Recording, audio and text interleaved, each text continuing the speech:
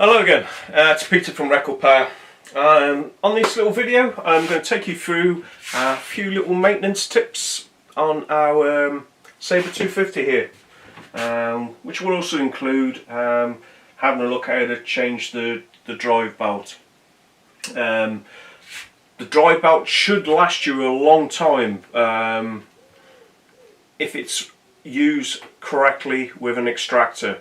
It's a poly V belt, this unit, so you get good positive drive in there. But what you want to avoid is chippings and stuff going there, so you need to use an extractor with the machine as well, because the belt is located down below and where the motor drive is, so you're going to get most of your waste around there, so keep that in good clean order. And a few other little tips as we go around the machine to try and get the best out of the machine and how to look after it in a good way.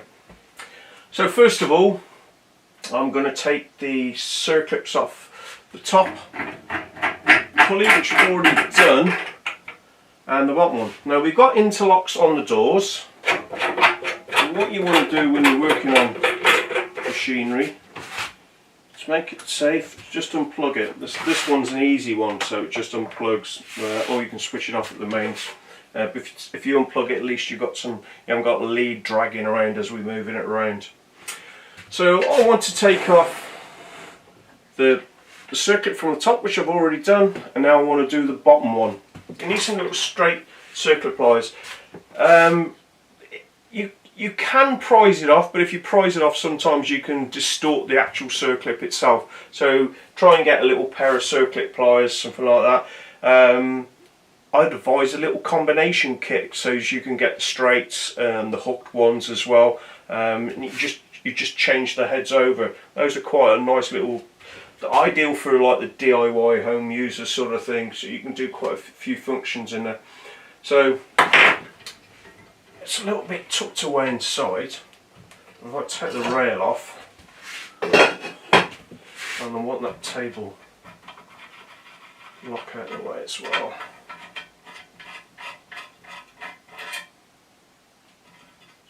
Washer, and I'll just put them on bits and pieces in a little tub. So before I take the actual belt off, and the bandsaw blade, I just want to get this little circlip off. And it's one of those, again, you can do it in 1 or 2 operations, or it's no, fiddle. So that's come off a little bit at the back. So what I can do with that is just pop it forward. It's a bit chunky, this screwdriver. I could do a smaller one. Feel like being prepared.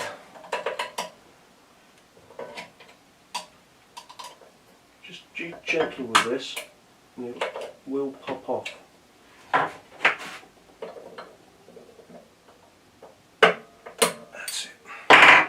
So put that in the tub as well. So what I want to do now is I can take the bandsaw blade off. So initially, if I take that up to about halfway, just put that in there. This little unit, we've got our detensioner here, so I can drop the tension off on there.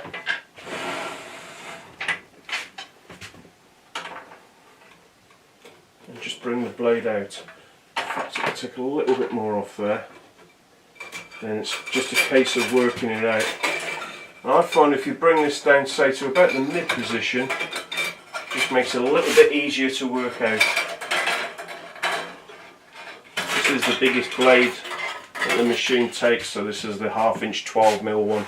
So I'll just hang that up.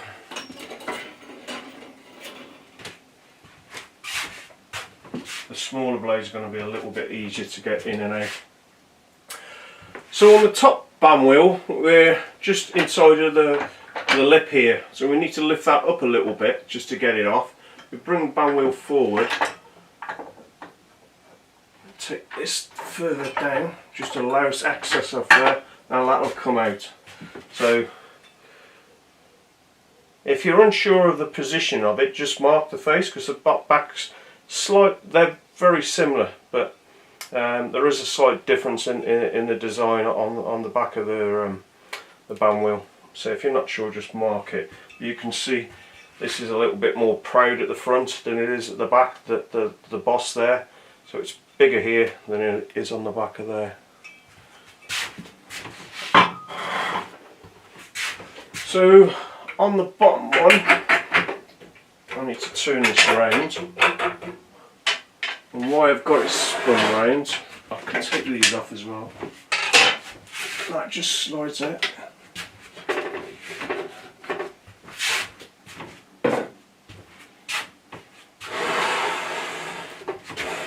Bring this round to the back. We've got two cap screws fitted in here, one at the top and one at the bottom, and I want to slacken those off. So 6mm key, I'll do that one. Don't need to take it out, just slacken it off,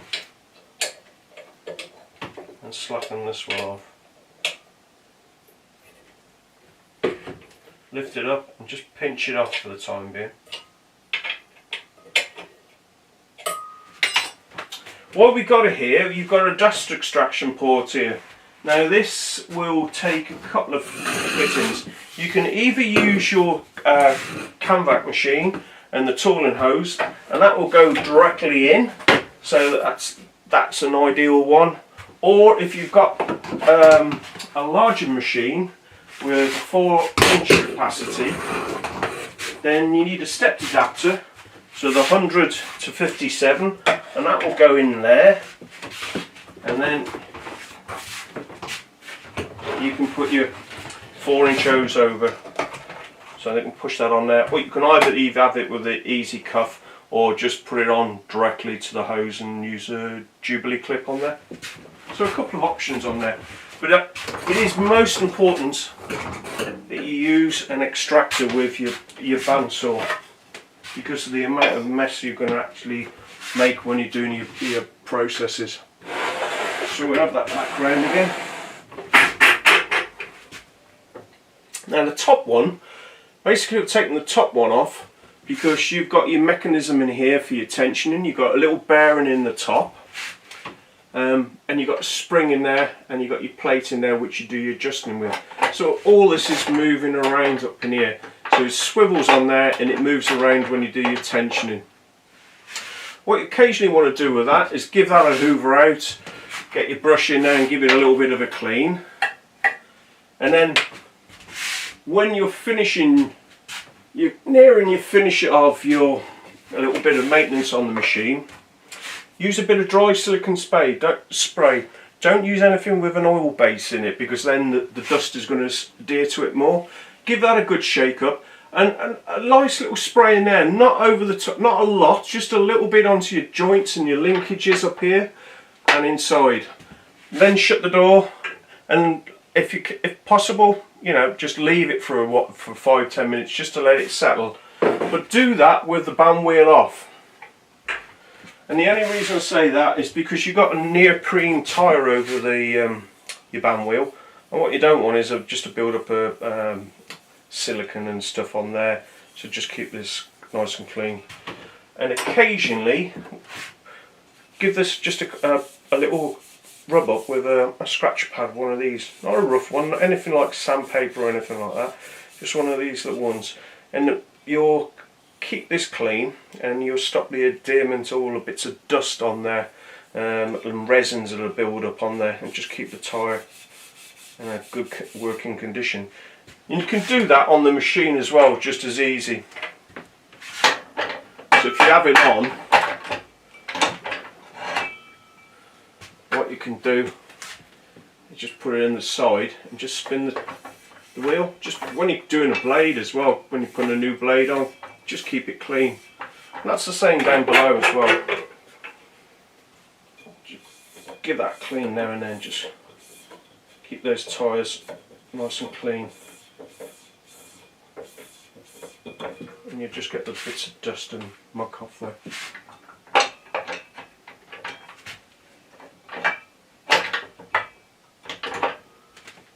So I'll spray that before I finish. I'll just give that a little spray.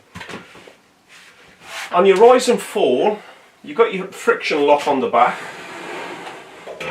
Then the larger part actually rises your tool arm up and down to locate it for the position you're going to cut in.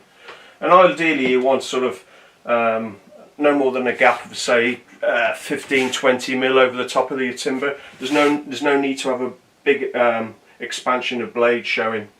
So when you've got your position correct, just pinch it off.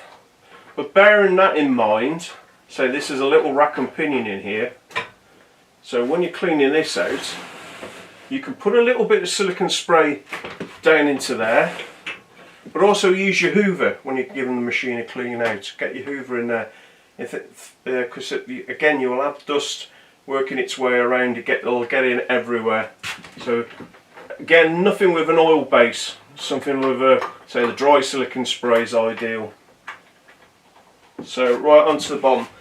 So the same process. We're just going to pull this band wheel forward now, and this one you can't really get wrong at all because you've got your two steps of your drive for high and low speeds.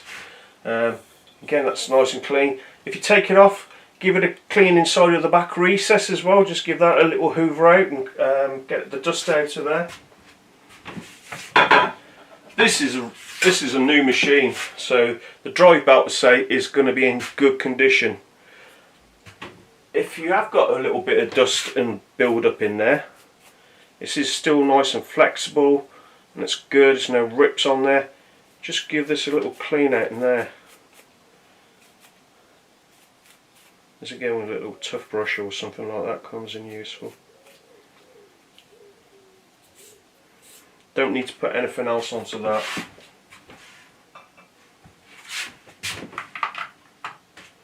When you've got your if you're doing a belt change as well, you've got two little grub screws in the back of here. So just check those when you've got the machine in this sort of condition. Just pinch those up. Should be alright. But the machine's stopping and starting all the time, so you've got that little rocking movement in there, so occasionally you might get one of those come loose. You've got two on there anyway, so it's highly unlikely, but just check it anyway, it doesn't hurt. It's a good procedure when you're doing it. So I can put a little dry belt back on now, just give that a wipe out. That's all nice and clean.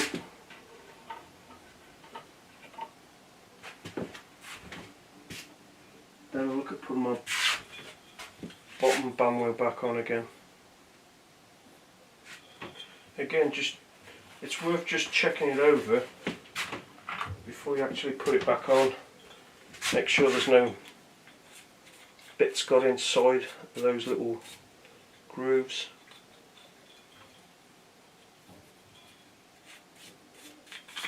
A little wipe out. And keep the machine in good working order, nice and clean. It's going to last you even longer. So put that one on first.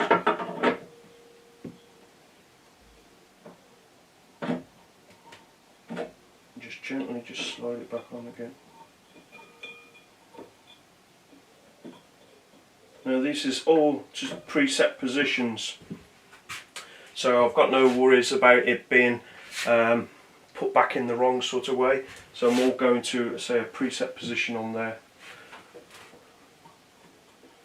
Before you put any tension on there, just check that you're in the right groove before you drop it down again.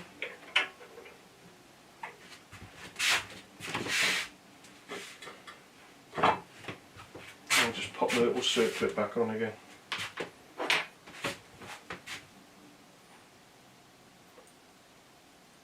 These are probably easy to put back on and take off, he says. There you go. Straight on. So coming back around to the back, all I've got to do is just release that one screw at the moment. Put a bit of weight onto the actual belt. Don't lock it up yet.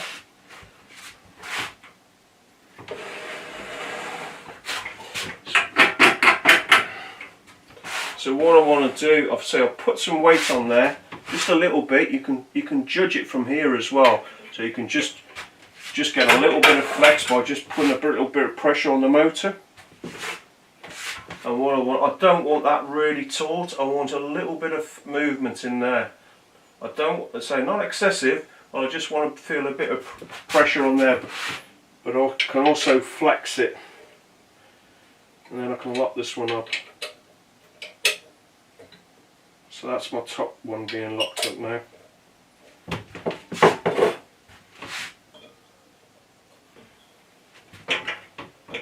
I'm in the right position on the belt. I can spin it really easily. Everything's okay on there. So again, that's locked up. So I can just lock up the other one.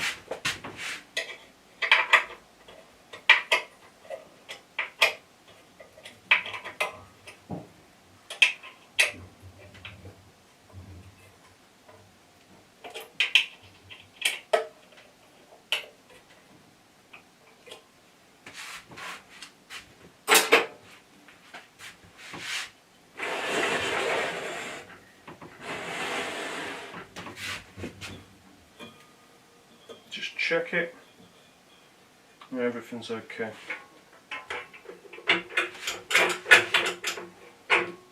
If you want to, while it's like that as well, what you can do is shut the doors.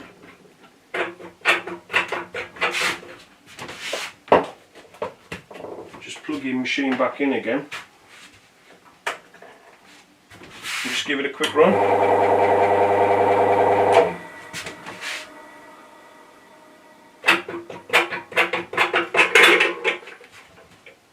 And everything's okay. So that's that looked after. It's also good to check around your machine just to see everything's nice and clean in there. You haven't got anything stray in there, any bits of wood or anything else in the corners.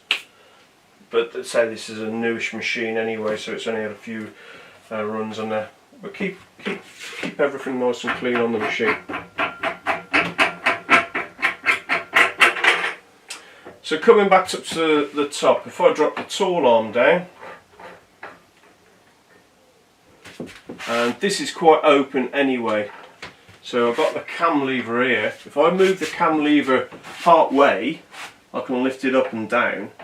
But what I am also doing is I'm taking the load off this little bearing here, and I've got the cam parts exposed. So what I'm going to do now is just give that a little spray, and then leave it for a few moments, and we'll come back to it. So we'll do that and do a little cut, and then we'll come back and do the assembly of the top band wheel. So it doesn't need a lot. Just leave that for a bit. So right, we come back on now. I've left it for a few minutes. Let the spray disperse, and I can look at putting my band wheel back on again. So the larger boss to the front, larger as being slightly deeper, and the shorter part to the back. Put that up to camera so it makes a little bit more sense. So I've got a short boss at the back and the deeper boss at the front. If you can see that. So that's how that goes back on. Again, I'll move this down. Just lift that up a little bit and guide that back in. Let's see how we get on with the circlip.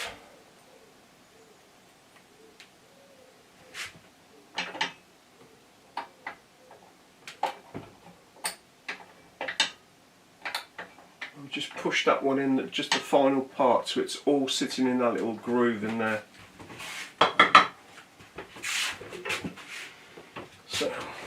again, I've got quite the largest blade to put back onto here.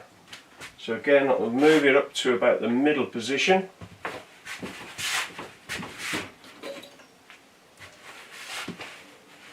Check the direction of my teeth. They're pointing downwards. And then I'll give this a little wipe again. You should always when you're putting a blade on, just give it a little wipe. Get that bit of, if it's brand new blade, like I said before, you'll have a bit of the manufacturing process, a bit of lubricant and whatever you're on there. And I just don't want to put that onto my band wheels. And also check the weld position, where it's been butt welded together. See, that's nice and clean there. And this one's okay. Then to feed it back in, and this is where you just need a little bit of patience to get through all these little fiddly areas. Take your tension off so there's a bit of the wheels down, because we got the quick release on the SABRE250, and then feeding it through this little guard at the bottom here. Which is a little bit easier to feed in than it is to take off.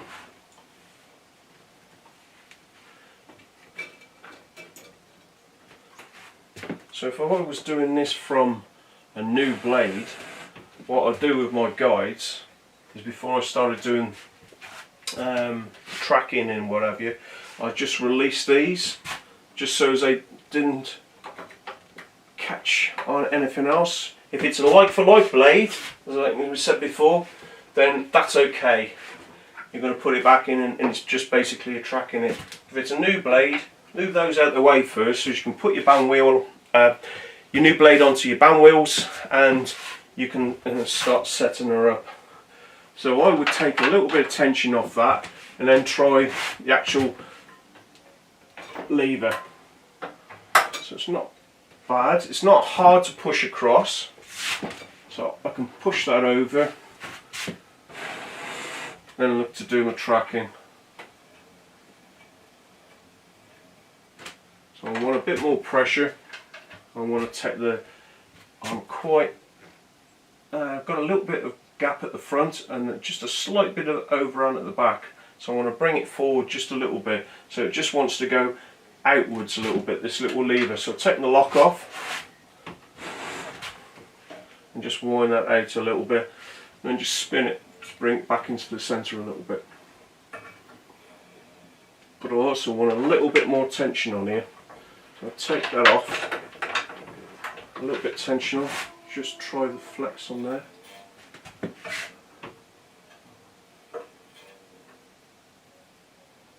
It's not too bad. Anything's probably a little bit too much.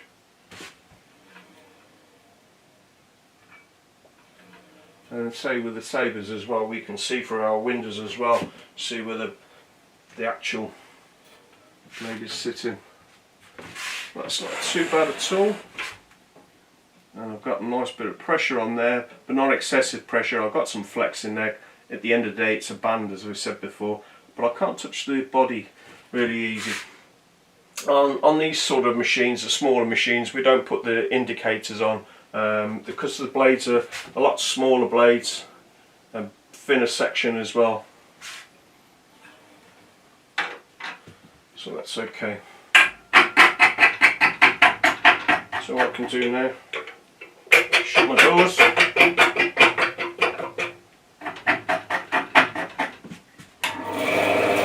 on around the machine again.